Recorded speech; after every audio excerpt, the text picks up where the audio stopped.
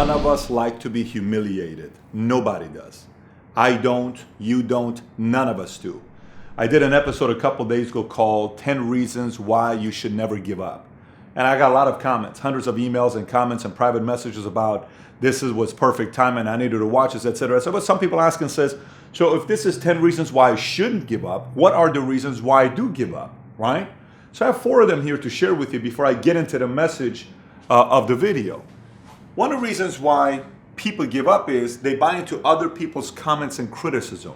Everyone's going to criticize you, and we're going to talk about the top 10 criticisms here in a minute, but people buy into it. The other one is they set high expectations and constantly not hit them, meet them. If you constantly set a goal and you constantly don't hit it, your words mean nothing to your spirit and your mind anymore. So you keep setting goals, but you're not going to hit it because you keep saying you're not hitting it, right? So they set such big goals and milestones and they keep not hitting it. Eventually they throw in the towel and saying, I'm not going to do anything else. So they give up. The other one is they set unclear and confused. They're unclear and confused about the purpose. So the question always goes back to, listen, why are you doing this business? Why are you doing this? What's the purpose of you doing this? Why are you making money? Why is it important? You used to tell me you want to make $1 million a year. Why do you want to make $1 million a year income? Why is it important to buy a big house? Why do you want to make $100,000 a year or $250,000 a year or $500,000 a year? Why do you want that nice car?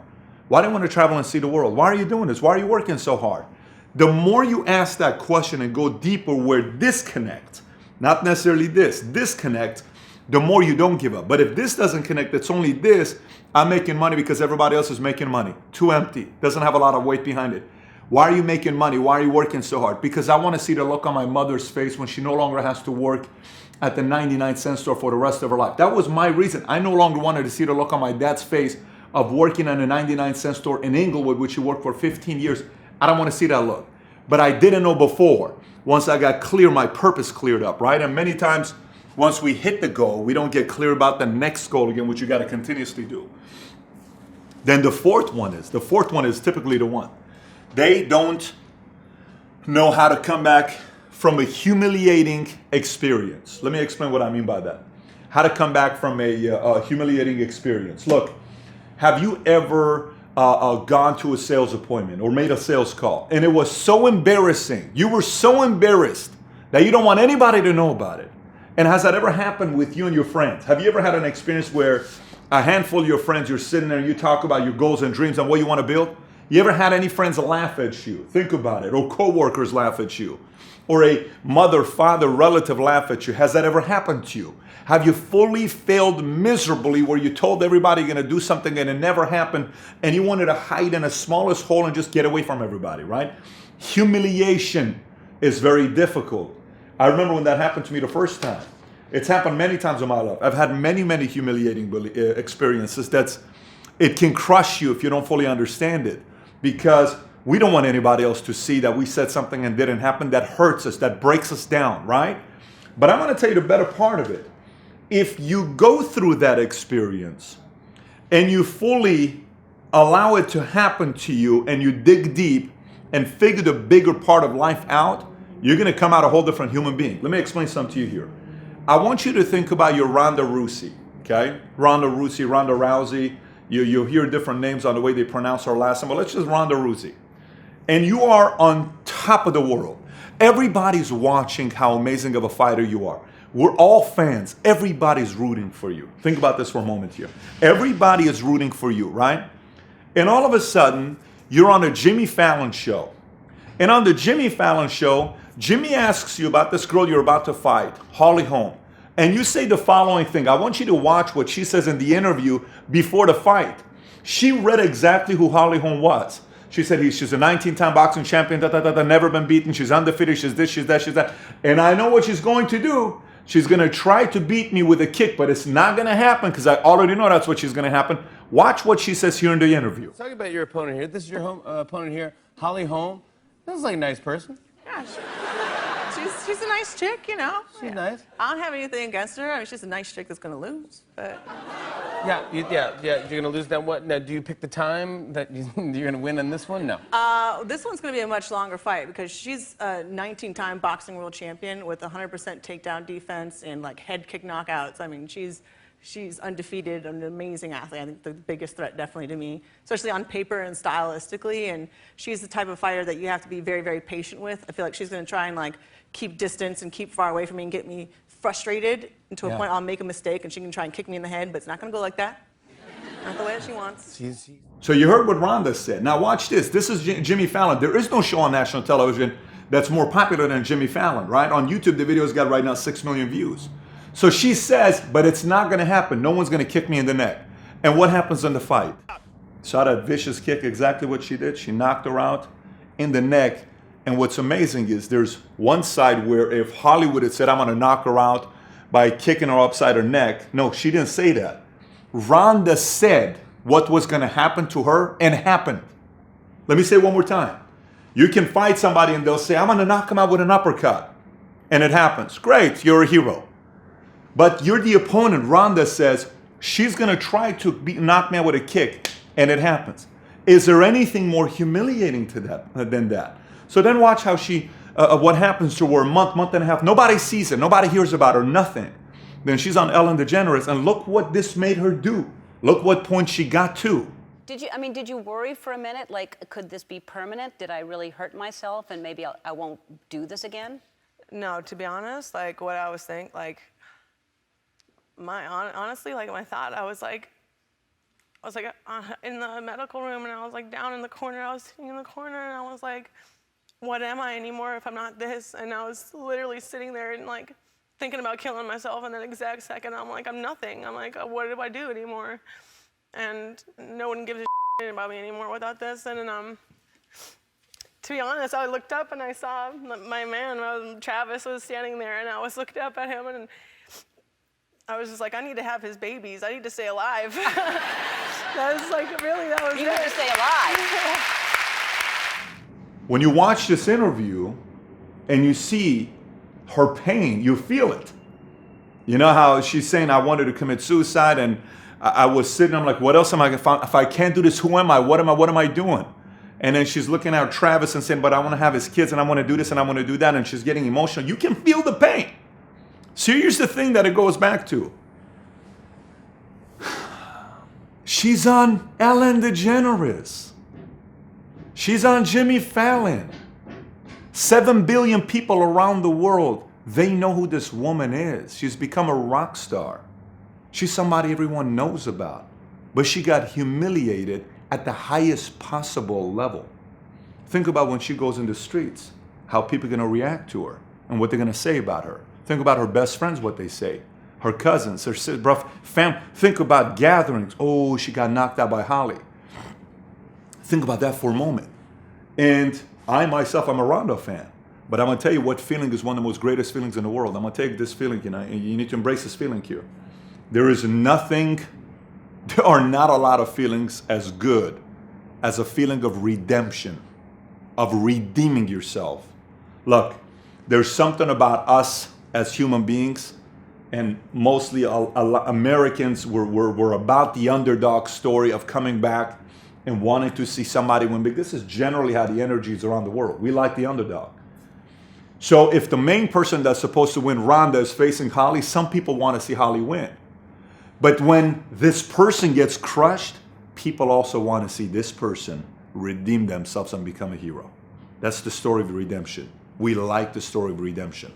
So as much as you may be going through a difficult time and somebody said something to you, was it as public of a humiliating event as Ronda's on Jimmy Fallon and Ellen DeGeneres? Was it that public? Then if it wasn't that public, guess what? You still got a lot of work to do, because we're still not at that level yet where the world knows exactly what Ronda's doing. But the key is, from the highest level to a great one that everybody knows in their space, to somebody that's an entrepreneur running a business, criticism is a part of it. And I'm going to talk about the top 10 common criticisms entrepreneurs get, and you need to know this before it happens to you, so you don't, oh my gosh, are they just telling me? Am I the only one that's going through this? No. I'm going to share the ones there are hundreds I've heard. I'm just giving you the top 10. So let's start off with the first one. Number 1, you're greedy. All you care about is money. So when you become an entrepreneur, you're going to hear friends and family, and some people say you're greedy, all you care about is money. And this is one of the most, it's almost a misconception when people say, you know, all you care about is money, as if becoming an entrepreneur, you make more money the first 2 or 3 years, right? You don't become an entrepreneur and you make more money. When you become an entrepreneur, you sacrifice your W-2 salary because you no longer have a steady income. You no longer have health insurance. You no longer have the steady check whether you do anything or not. You don't have that anymore. There is a lot of risk to becoming an entrepreneur.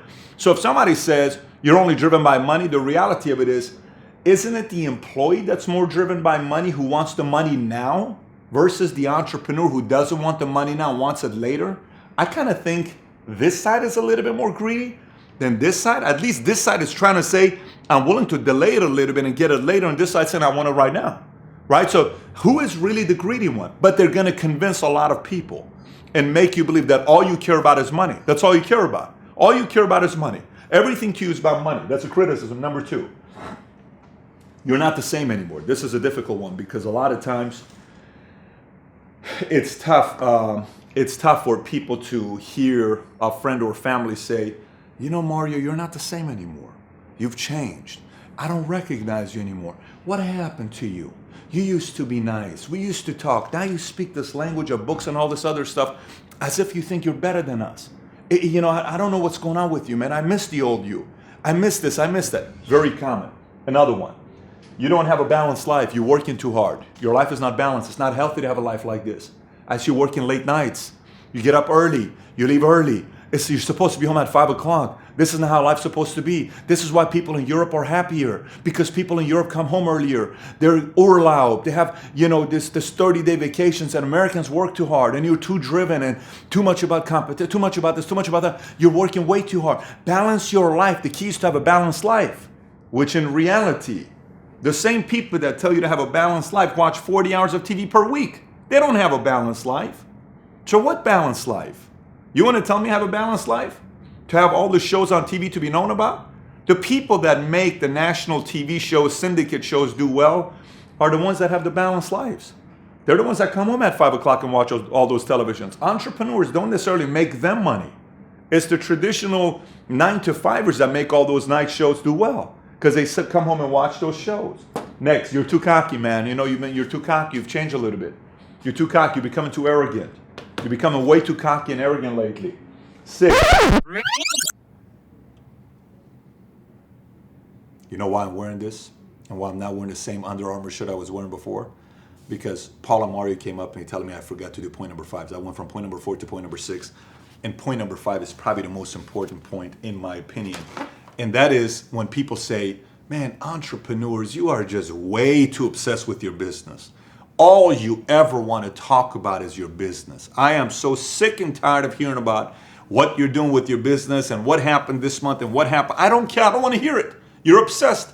You're almost ADHD. You're not hearing anything I'm telling you. You're manic. You're semi-obsessed with what you're doing. This is not healthy for you. And if you're new going through this, you may be confused yourself a little bit because you're going to say, maybe I am obsessed. Maybe I'm overbearing. Maybe I'm talking about it too much. But let me completely make you think about it, help you think about it in a completely different way. Here's what it is. Think about a woman who's pregnant, 7 months pregnant with their first child. What do you think is what they're going to talk about majority of the time? Their pregnancy. What happens if that same girl gives birth to their first newborn child, and for the first however many years, what are they talking about? Their kid. What happens when a person is about to get married and their wedding is 3 months away? All they talk about is their wedding. What happens when someone's about to go on their honeymoon? They talk about their honeymoon. What happens when someone's about to, obsessed with whatever they're doing, college, class, tests, finals? They're involved in what they're doing. And generally, most people after school, when they get a job, they're no longer obsessed about many things that they were prior to that. It's typically just regular day-to-day stuff that everybody else is going to get obsessed with. So you'll hear people say, oh, you won't believe how Friends show. Did you see what happened on Friends today? Did you see who this person is dating? Did you see that Angelina Jolie and Brad Pitt and then Jennifer Aniston and all this other stuff? And did you see what happened with CSI? And did you see what happened with Desperate Housewives? And did you see what happened with this?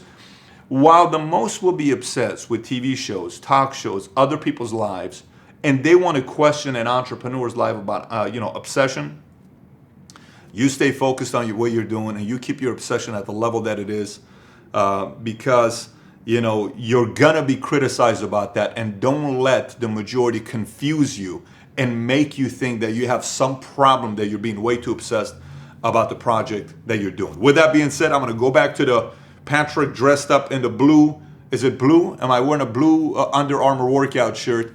And I'm going to explain to you point number 6. Here's point number 6.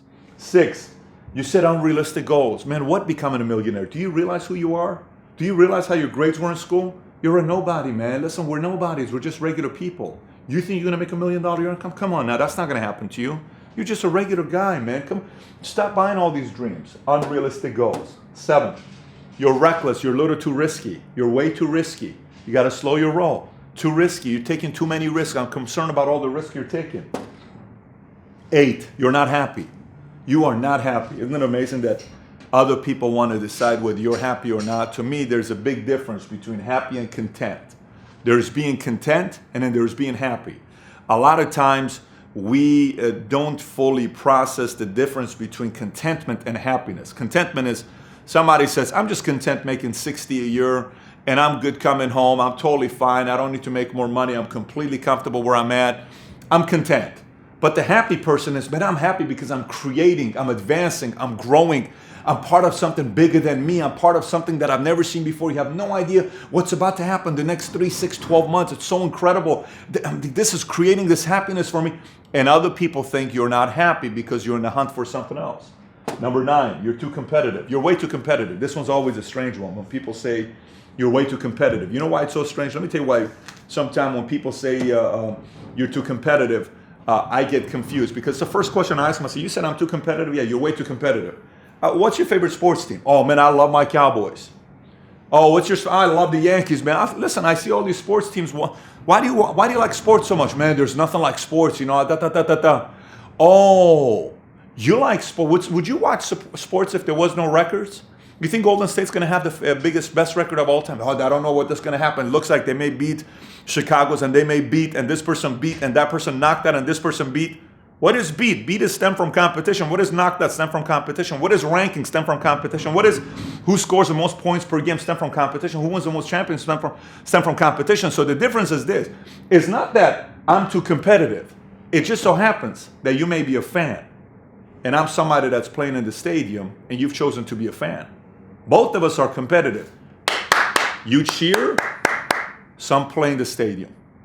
Now the people that play in the stadium, they cheer for other people as well, because I cheer for great actors, I cheer for great athletes, I cheer for all these other guys, but I also chose to compete in the space that I have.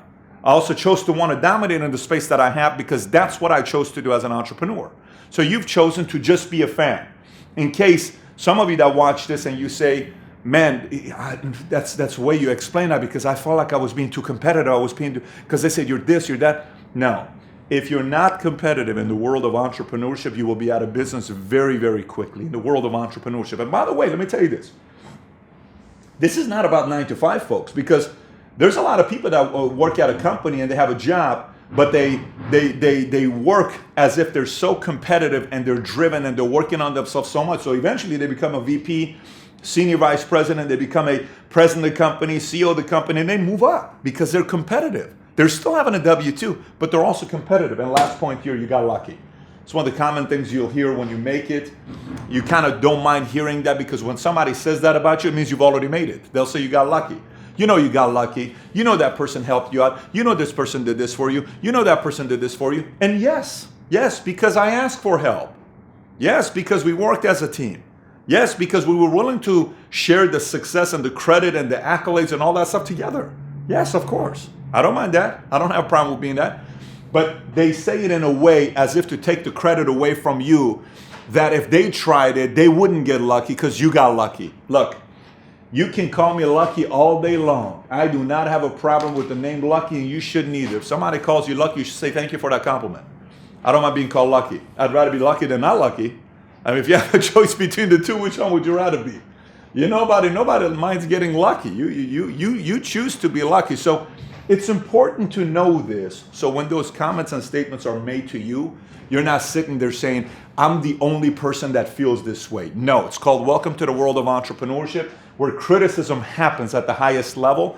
And the more you move up, just expect a lot more before it to happen to you. So if you didn't get a chance to watch the episode, 10 Reasons to Never Give Up, you'll see the picture here. Mario, can we put the link up? Probably let's put that up so people can see it. And let's put the link on the bottom, 10 Reasons to Never Give Up. You can click on the link on the bottom or search it on the internet and you'll find it. Watch that video because that gives a complete different perspective than this video. And then at the same time, subscribe to the channel if you haven't already. And if you want more content, you can always go to patrickbetdavid.com to find more content. Thank you for watching. Take care.